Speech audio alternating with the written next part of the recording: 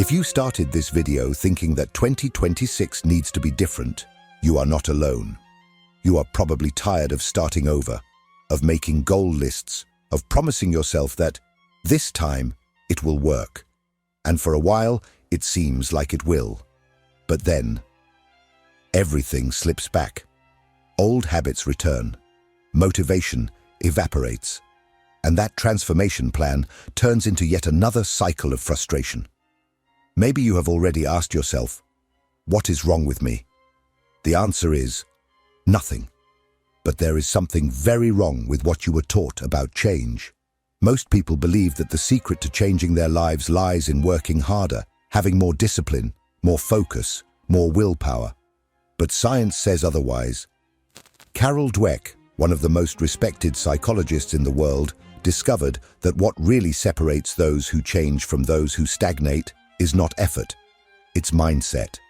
It's the way you think about yourself, especially when you fail. There is an invisible belief inside you right now. If you feel that you weren't born for this, that you've never been good with discipline, or that you always give up halfway, you are operating with a fixed mindset. This mindset says that your abilities are permanent, that trying and failing is humiliating, that effort is a sign of weakness.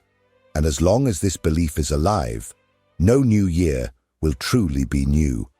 But there is another way, one that you may have never considered.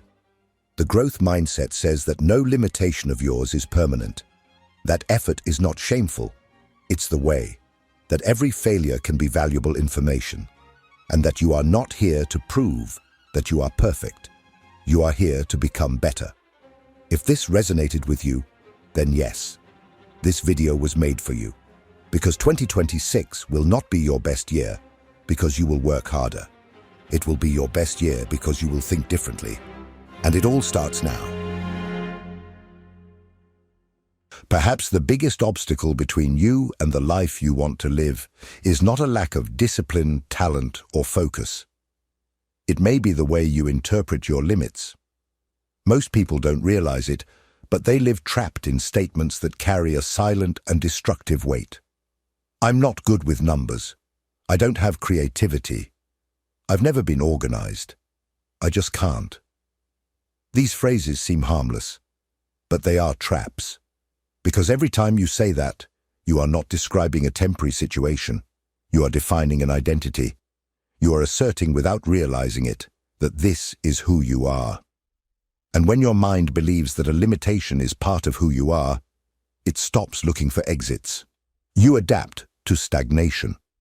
You learn to live with what limits you, as if it were an inevitable part of you. This is exactly what Carol Dweck challenged with her theory on mindset. By studying children facing difficult challenges, she noticed something that changed everything. Those who evolved the most were not the ones who got the most answers right, but those who could see mistakes as part of the process. Those who, even in the face of difficulty, thought, I don't know how to do this yet. The word yet may seem small, but it carries a gigantic shift. It shifts the perception from identity to process, from destination to development.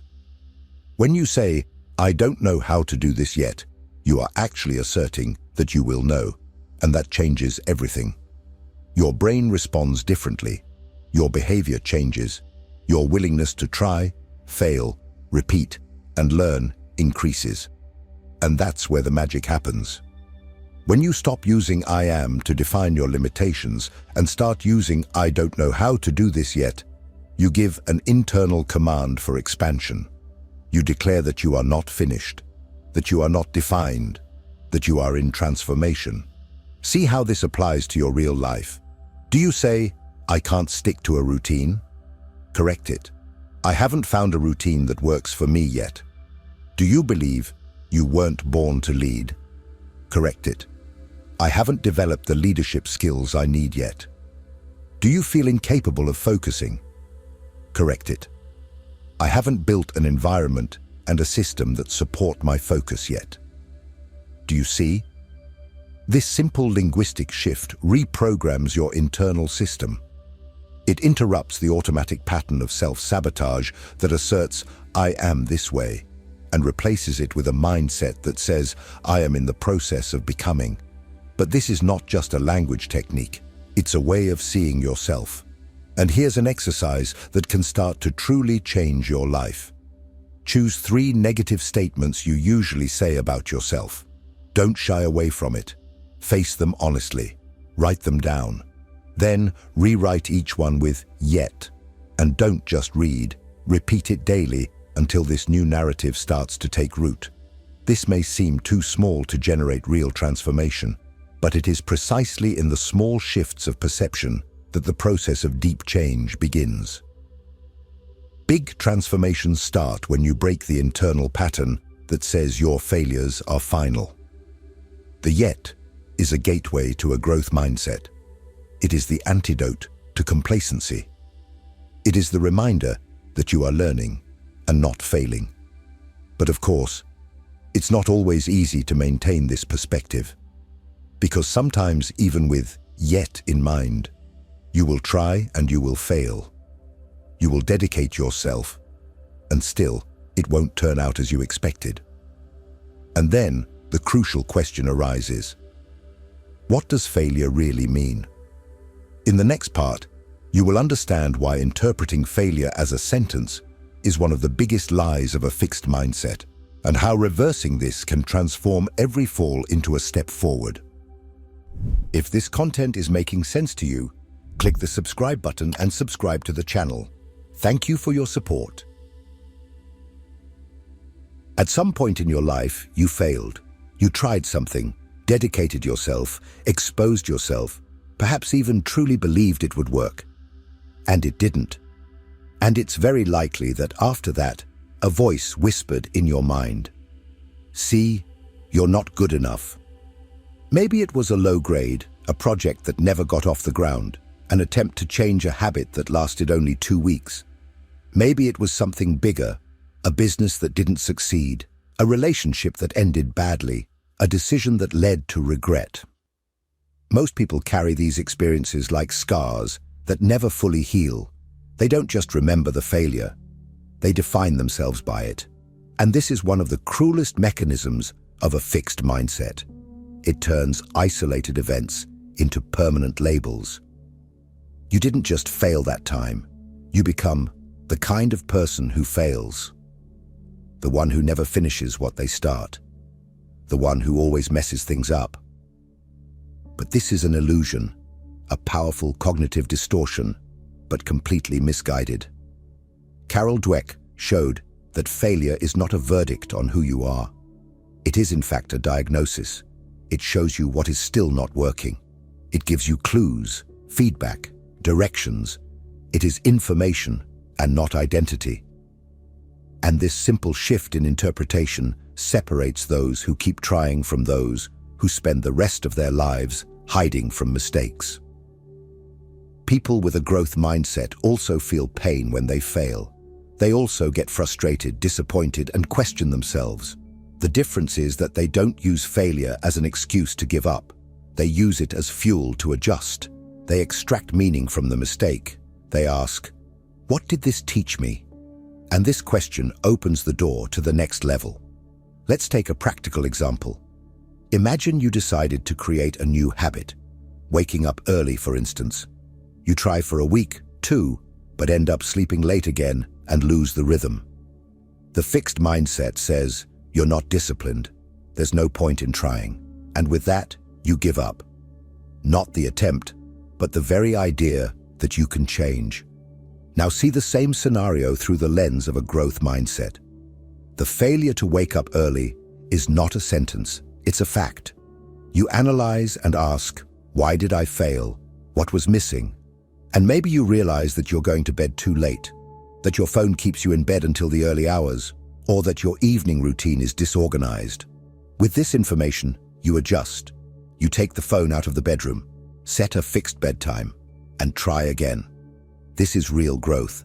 That's why here are 3 questions you can, and should, ask every time something goes wrong in 2026. What did this experience teach me, specifically? What is one thing I can do differently next time? Did this failure take me away from or bring me closer to the person I'm trying to become? These questions are not magic, but they are a powerful mechanism for reconstruction because they force you to shift from a victim mindset to a learner mindset. And it is this mindset that allows you to turn every L loss into an L lesson. When you see failure this way, it loses its power to paralyze you. It doesn't disappear, but it stops being a wall and becomes a mirror. And in that mirror, you don't see a defeated person. You see someone in progress. But there is something even deeper that separates those who grow from those who stagnate. The relationship with discomfort. Because learning from failure is only possible when you have the courage to step back into the territory where you failed. And this leads us to the next part. Why deliberately exposing yourself to discomfort may be the most powerful practice to make 2026 the best year of your life. There is a deeply rooted illusion in the minds of most people. The idea that when you are on the right path, everything will flow naturally. That true progress will come with ease, almost as if it were a sign from the universe that you are in the right place.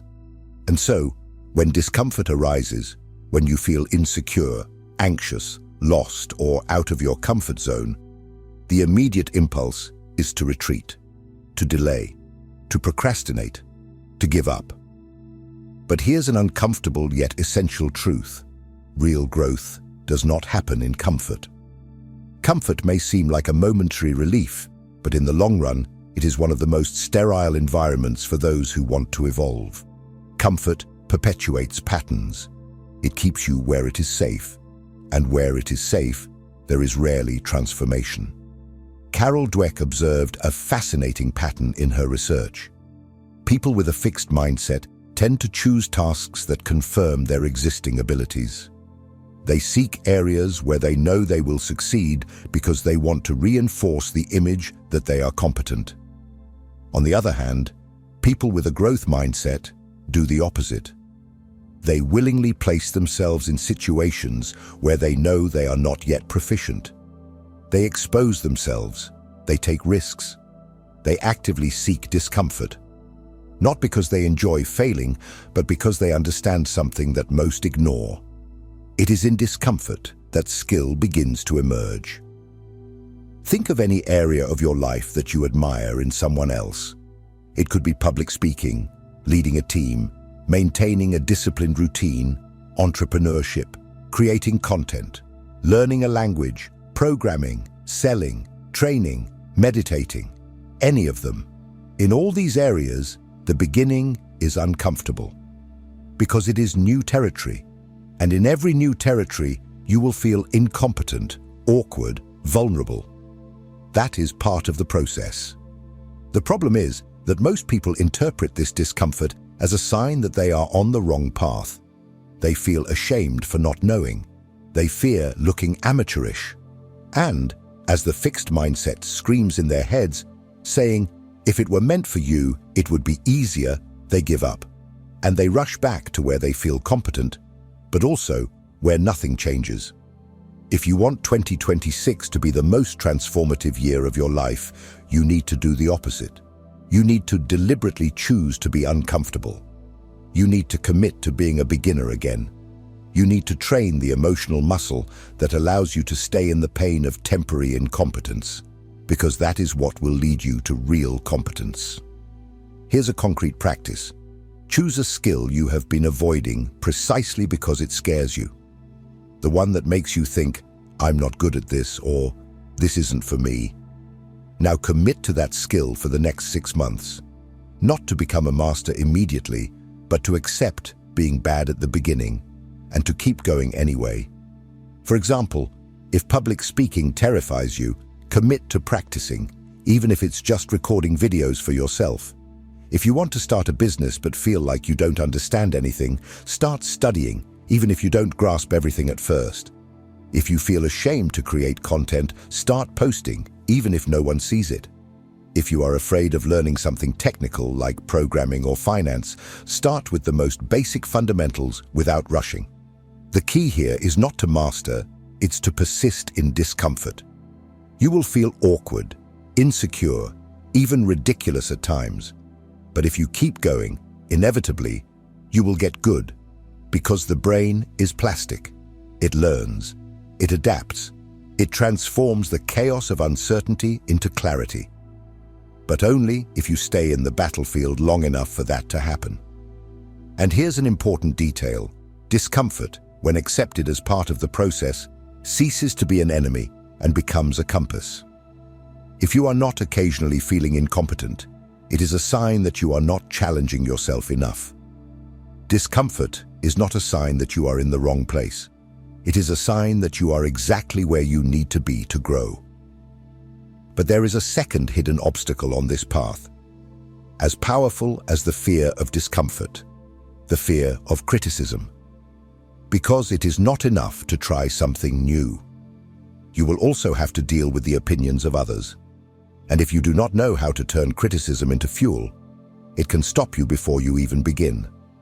This is exactly what we will talk about in the next part. How to make criticism, even the harshest, a catalyst for growth. If what you're hearing resonates with you, you'll find real value in my ebooks. Beyond the Shadow breaks down Jung's core ideas, while Dialogues with the Unconscious gives you a 30-day path to apply them in your life. Both are linked in the pinned comment.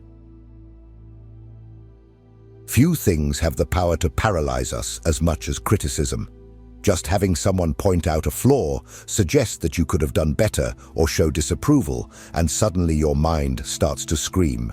Insecurity explodes, defense mechanisms rise, and everything inside you seeks a way to escape that uncomfortable feeling of being judged. You feel as if your identity has been attacked, as if that comment was not about something you did, but about who you are. This is the classic reflection of someone operating with a fixed mindset. For this type of mentality, any criticism is a direct threat to your worth as a person. It activates the protective instinct. You shut down, you retaliate, you justify, or worse, you silently shame yourself and start to doubt your own abilities. Gradually, the criticism that could have been a tool for refinement turns into another brick in the wall of stagnation. But the truth is that criticism only destroys you when you see it as an attack, not as an opportunity. People with a growth mindset learn to respond to criticism in a completely different way. They understand that feedback, even when poorly formulated, even when it comes from someone who doesn't communicate well, can contain powerful truths. They don't ignore the initial pain, but they train their minds to move through it. They breathe, observe, and ask, what can I learn from this? Carl Dweck discovered that this type of response to criticism is not a fixed personality trait. It is a pattern that can be learned, and it is exactly this pattern that you need to build if you want to make 2026 a year of real growth. Here is the practical 4-step process to turn criticism into fuel. 1. Conscious pause. When receiving criticism, your automatic reaction will be to defend yourself. This is natural and expected. But you need to train your mind not to react immediately. Breathe. Hold back the impulse to retaliate. Give yourself space to process before responding. 2. Look for hidden value. Even if the criticism was poorly delivered, with judgment or arrogance, ask yourself, is there at least 10% of useful truth here? Almost always there is. It could be about your posture, your way of communicating, your performance, your focus. Identify what is relevant and ignore the rest. 3. Thank with maturity. Yes, this may seem counterintuitive, but thanking someone for their criticism, even if uncomfortable, is a sign of strength, not submission. Saying something like, "Thank you for showing me this perspective," breaks the defensive cycle and opens space for constructive dialogue, even if the other person doesn't expect it. 4. Extract a specific action. Turn the criticism into a next step. Ask yourself, what can I do differently from this? Criticism is only valuable if it moves you to action. Otherwise, it becomes dead weight. For example, imagine you present a project at work and your manager says that there was a lack of clarity in the explanation. The fixed mindset would hear, "You are incompetent." The growth mindset would say, "Maybe I need to improve my communication." And from that, you can decide to study presentation techniques, practice more, or ask for more specific feedback. Now think about the impact of this in 2026. If you learn to respond to criticism with curiosity instead of defensiveness, you turn your critics into involuntary teachers. You expand, even when you are attacked. You grow, even when they are wrong about you. And here's a detail that few understand. You don't have to agree with every criticism you receive, but you need to stop treating them as automatic threats. Because as long as you run away from criticism, you will be running away from a fundamental part of your growth. But there is something even more subtle that prevents you from moving forward. It's not just the fear of making mistakes or being criticized. It's the obsession with perfection. It's the inability to recognize progress unless it looks spectacular. And this leads us to the next step. Because if you only allow yourself to feel good when you achieve perfection, you will sabotage 99% of your progress. In the next part, we will talk about how to learn to celebrate progress, even when it still doesn't seem sufficient. There is a silent trap that sabotages the growth of brilliant people. It does not reveal itself at the beginning, when the excitement of change is at its peak. Nor does it appear explicitly, like a visible failure. In fact, it disguises itself as a noble demand, as a high standard, as "I accept nothing less than the best." But behind this perfectionist facade lies one of the greatest causes of early quitting, the inability to recognize and value progress. You have experienced this.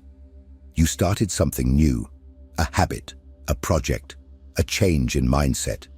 You did everything right for a few days or weeks, and yet, when you looked in the mirror, you saw no significant changes.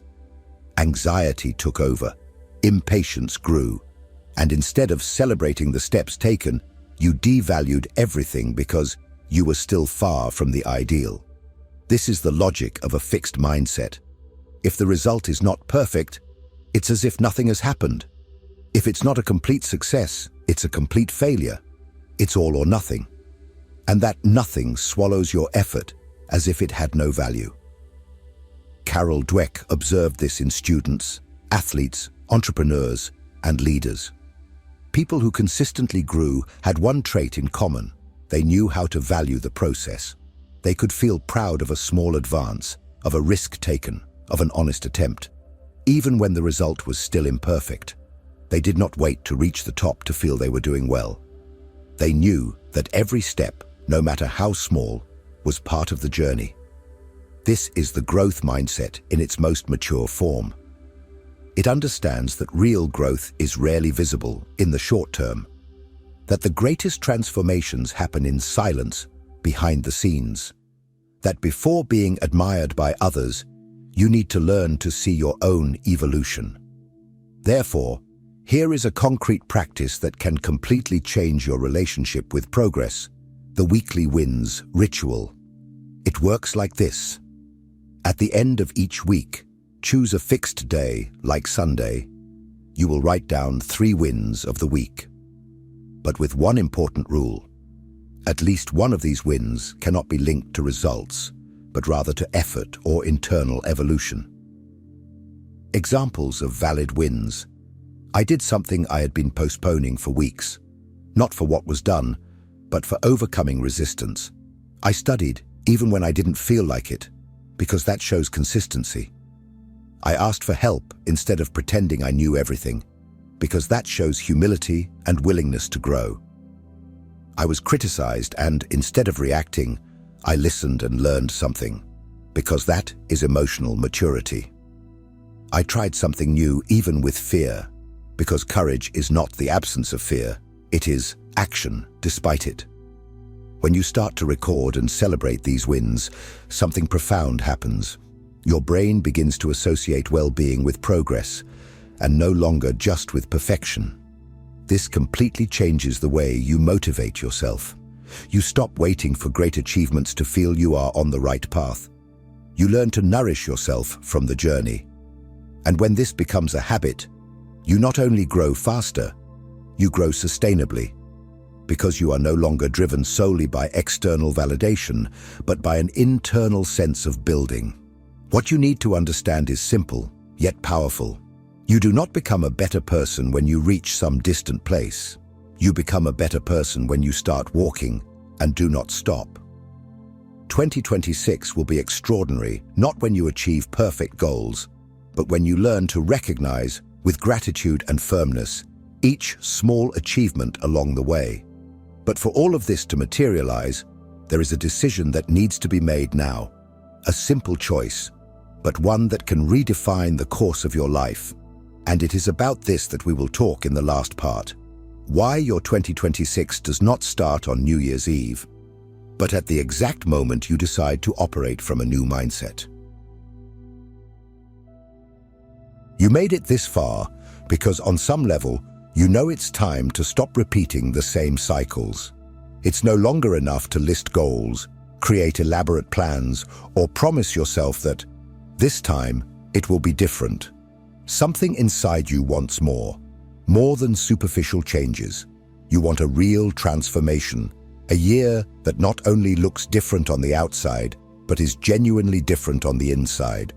And here's the most liberating yet challenging truth. 2026 will not be your best year because of what you will achieve, but because of who you will become along the way. It's not about doing more. It's about being different. It's about operating from a new lens, from a new mental starting point. And this lens has a name: growth mindset. You learned throughout this video that what truly determines whether a year will be extraordinary is not luck, talent, or isolated discipline. It's how you respond to challenges, mistakes, criticism, discomfort, and small victories. It's your willingness to see yourself not as a finished project, but as a work in progress. Let's recap the practices you can apply now, not in January, not next Monday, but today. Use the word yet to break free from limiting labels and rewrite your identity in terms of development. Reinterpret failure as valuable information, not as a personal sentence. Choose discomfort as a sign of growth, not as something to be avoided. Turn criticism into fuel, using it as points of adjustment and expansion. Actively and consciously celebrate progress, valuing the journey and not just the final results. But above all, understand this. You don't need to wait until you're ready to start. You just need to start willing to evolve. And here's the final invitation, the turning point. Choose an area of your life where, until now, you have been operating with a fixed mindset. That silent phrase that keeps repeating in your head, "I'm not good at this.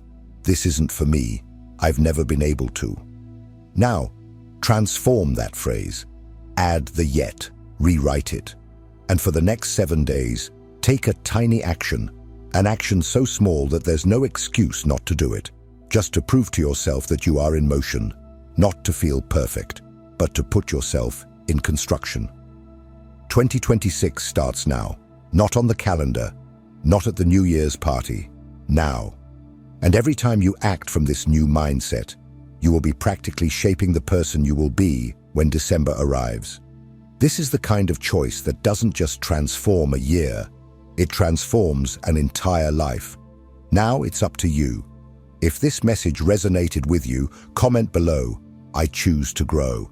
Write this down, not just for me, but for yourself, to mark this moment as a turning point. And when you're done, don't stop here.